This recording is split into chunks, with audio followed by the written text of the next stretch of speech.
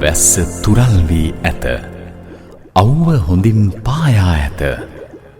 සියල්ල හමාර වී ඇත. නමුත් අපේක්ෂාවේ දැස් දැල් වී ඇත. ගොඩනගන්නට, සුරකින්නට රටක්, දයක්, සමයක් අපට උරුමව ඇත. ප්‍රඥා TV ප්‍රජා සත්කාර. මේ දිනවල මුළු ලංකා ද්වීපයම වසා පැතිරී තිබෙන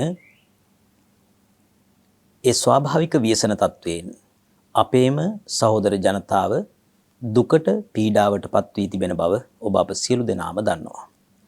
ඒ නිසාවෙන් විශේෂයෙන්ම මේ ධර්ම කාරණා මතක් කරන්නේ ඔබත් අපත් මේ ස්වාභාවික ව්‍යසනය කුසලයකින් ජයග්‍රහණය කරනවා විනා තව අකුසල රැස් කර ගැනීම සිදු නොකළ යුතුයි.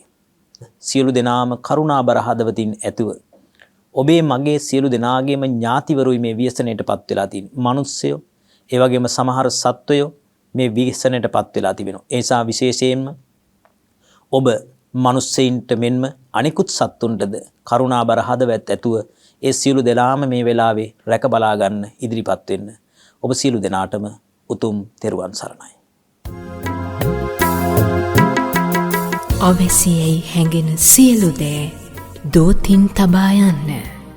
අපි අවැසිම මිනිසුන්ගේ දෝතට තබන්නම්. ප්‍රඥා TV ප්‍රජා සත්කාර. විපත කුසලයෙන් ජයගමු.